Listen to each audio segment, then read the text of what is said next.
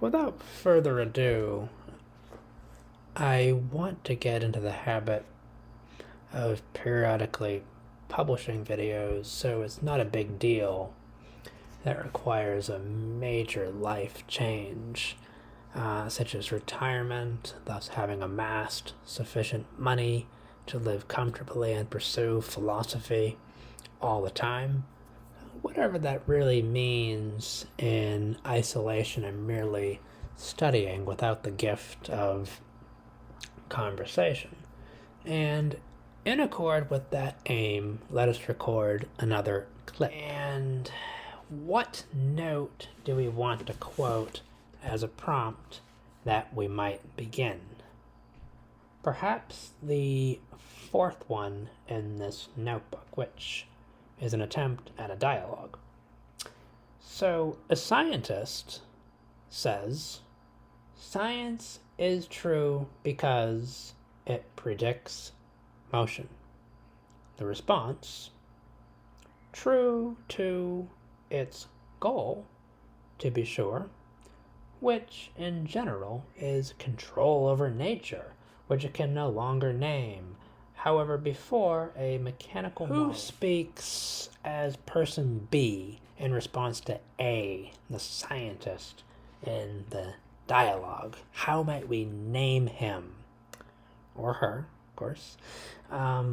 True to its goal, to be sure. So he's saying that science is true, but only relative to its goal, or its motivation, maybe. True to its goal, which, in general, this goal is control over nature, he says. But, he claims, it can no longer name nature. So science, he says, is claiming that the real goal of science is just control over nature, and insofar as it succeeds in that goal to subjugate the natural world through completely rebuilding it through the interior lens of some mathematical model, it has in many ways succeeded. We, the scientific community, since it with or without your consent, it envelopes the whole of humanity, right? We can now predict motion, and thus science is true. The opponent of the common scientific position, he's admitting some truth to science, but he's saying that this truth is conditional. It's not conditional to individuals or to a community that starts with a set of beliefs or prejudices and elaborates on them into judices, like prejudices, judices. He's saying the relativity is not to persons, but to goals. And I guess he's fighting his own conscience, which demands a love of truth, and he's only conditioning the truth of science, maybe not of his own philosophy, relative to motivation, or in the language of Schopenhauer, the will to live, which later Nietzsche confuted and elaborated into the will to power. Rather than comment endlessly before having spoken the dialogue, let us speak it again. The scientist says, science is true because it predicts motion. The opponent says, true to its goal, to be sure, which in general is control over nature, which it can no longer name. However, before a mechanical model thereof had been devised, mankind had domesticated dogs, to say nothing of horses, cattle, and other species. Thus the animals, but also plants, with the advent of farming and the prediction of the change of season through knowledge of the cycle. Yeah, I get it. And anyone who might watch this 20 years hence, perhaps, um, would want to pause a bit and maybe question the quality of the dialogue. I get it. So, true to its goal, to be sure, which in general is control over nature, which it can no longer name. However, before a mechanical model thereof of nature had been devised, mankind had domesticated dogs, for example, and part of a larger program of the domestication or taming and repurposing of nature for his own ends, which in general would be power. And this adversary who I think naively but courageously dares to oppose science, he's likening it into what somebody might He's invoking the common duality, a war between two parties or factions, which might be called civilization versus nature, order, opposed to chaos, and many other names to name what is commonly called a dualism. In the moral sphere, which might be the only sphere, but in the moral sphere, we commonly hear of conflict between good and evil, especially in Christianity, or in Nietzsche's philosophy, the discovery of the original distinction between master and slave, or that between good and bad, and so on. And we might even look eastward to two terms that begin with the letter Y in the in one of our alphabets. To cut to the chase, what I don't like about this argument against science, I guess a monolithic concept, to invoke a term usually used in criticism of applications in computer programming. But the scientist invokes science. He doesn't specify which one among others, but it's just a force. It's just a monolithic thing that you already know. It's your conscience. It's a shared conscience. It's not only something everywhere all around us, but it drives us and obligates us. That to him is science. It's a recrudescence of monotheism, which, if you criticize yet co-value, I think you're in some kind of philosophical error, which may prevent you from living the best possible life. The point is, if you can follow so far, with in the absence of all pictures and analogies and everything, except perhaps the absence of pictures, at least a syllable chain of an intuition that is temporarily or momentarily grasping at momentary model insights of a higher consciousness, commonly called reason, as though it were a faculty.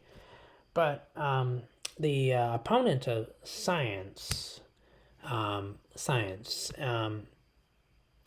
he invokes nature in the same way, as though truth to nature trumps servitude or duty to the sciences, the accumulation of mechanical knowledge, laws of motion, materials, and so on. He's saying, well, we should be true to nature because it's originally just some chaotic something that man originally overpowered to live a more predictable life, I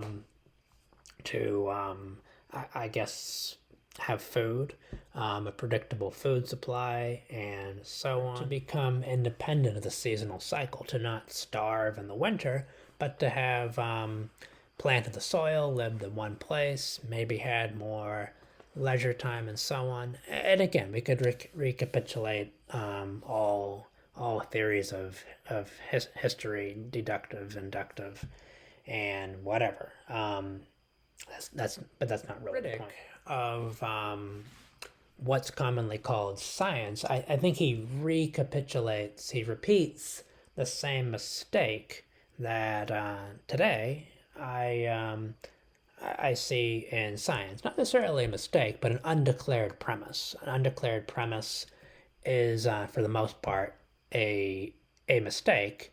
I guess if you're interested in truth, then I guess exactitude with respect to motivation or motives for me is I don't know, correspondence to reality. Or the why as the question with the motivational substratum or any stratum.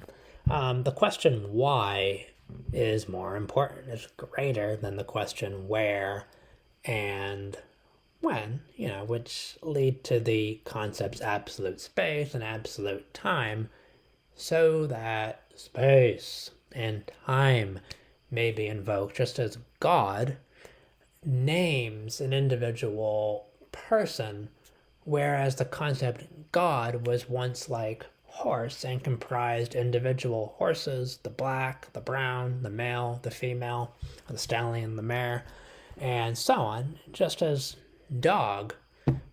And I'm not, no, but dog names multiple different breeds of dogs. Golden Retriever, Bloodhound, Pug, and so on. So I guess over history, over time, to speak happens to a concept, God, in the transition from polytheism to monotheism, is that it becomes a monad. And I think that's the correct use of the term. Maybe as Leibniz originally intended it. I'm not sure, but you could probably find the term monad used that way, or singleton in computer programming at the class or a concept of only one member, as though God or Yahweh had killed off all the other gods and eaten them and consumed them. Other so-called gods never really existed at all, or were merely demons and defectors from a genus below the singleton genus of God. So this genus would be angel, or the angels, and plural. And what we see with the advent of modern or Cartesian science, the science of Newton, Descartes, and others, is that the concept space and time, just like God with the victory of monotheism, to say nothing of the Trinity, of course, and the saints, but these concepts, space and time, had also degenerated into singletons. They had become inauthentic. The concepts themselves became unrealized proper nouns that carried the force that God once had. Even the declared atheist repeats the formal existence of the theist, besides the fact that they're both ists, atheist, theist, theism, atheism, ism. They're living in the fiction that ideology is supreme, in the sense that an ideology or motive or a system of knowledge, or one kind of universal cosmic state, not Athens and nature or Greek and barbarian, but they're living in the fiction. I mean, both ists. They're living in the fiction that ideology supplies motives, rather than motives, whether material or divine, will cause an ideology to come about relative to not people, but goals. And goals may be shared by people, and a nation, if healthy, would share one goal. Maybe it's worth even mentioning again that this dialogue introduces the linguistic function true to, or more like a noun, truth to, and it protests unqualified use of the term true,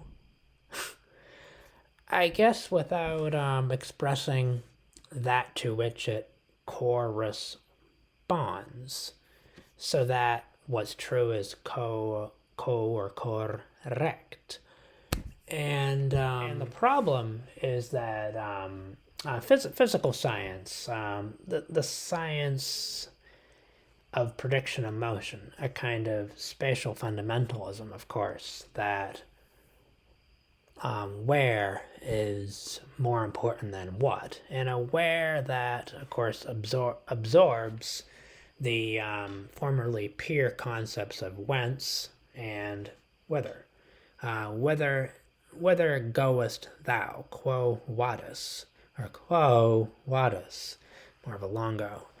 And from where, in English I think it's easier, whence, where, and whither. This where that became absolute space basically swallowed its pure concepts. It overwhelmed them in a kind of theomacy unseen. Correspondence, anyway, is not only towards a mathematical model, and measurements, really, not just the mathematical model, but measurements of motion of uniform things, whether the armoire made of wood or this glass, if I were to throw it, for example. Once things move, the species doesn't match. It should be noted that art is the counter movement to this kind of uniform science. We could call it modern or Cartesian, but the science that wishes for the consolidation of the heterogeneity of things into as few genres as possible, one or very few keys to open a great number of doors. If you can, dialogue succeeds in showing, for one of the first times, this transition of just a truth without qualifying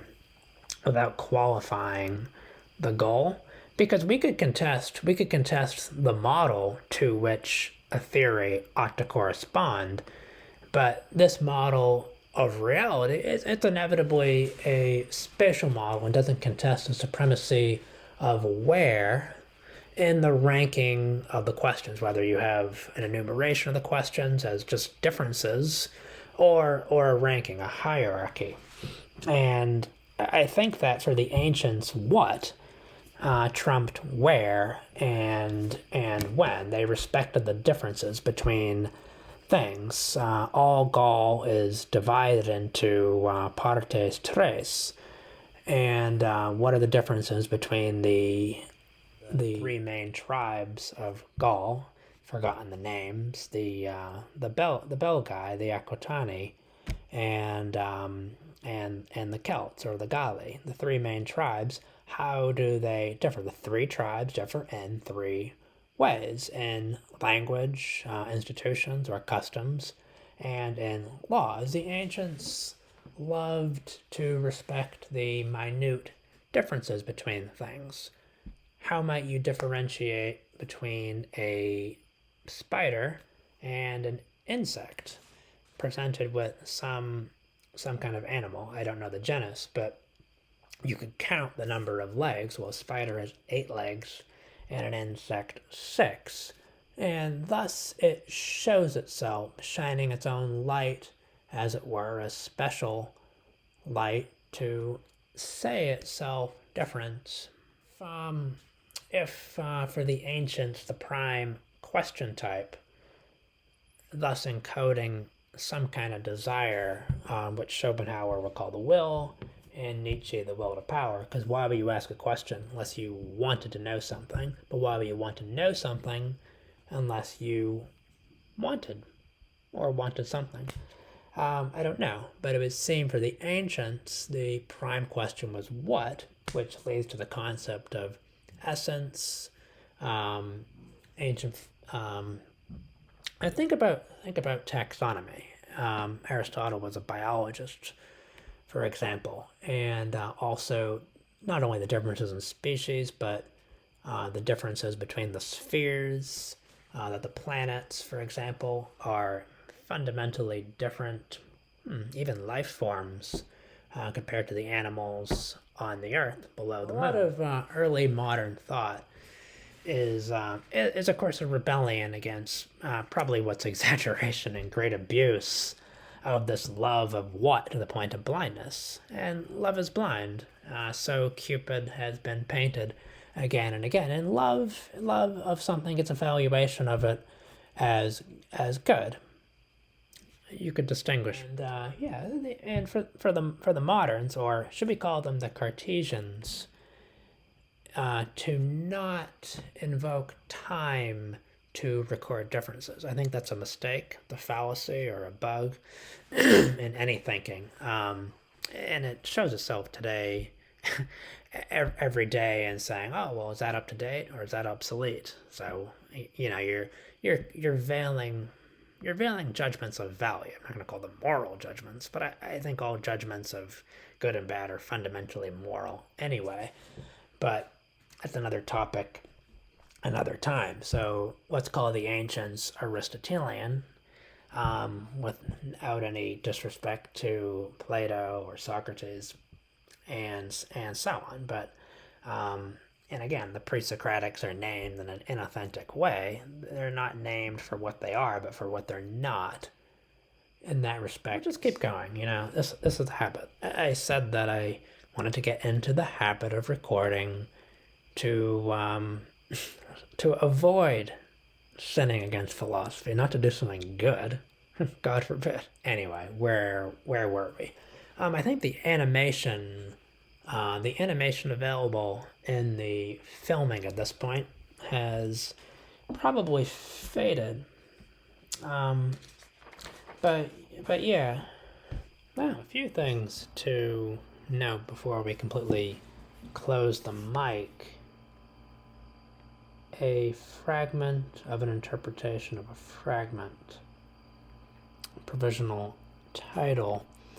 And yeah, as this is a fragment, well, be it so. And note that in writing, it's not necessary to all at once communicate all the content that might be reachable from this breath into the deeper memory and reassemblable. That the purpose of writing is really to deliver an unknown animation now that is the self or writer. Always now, always.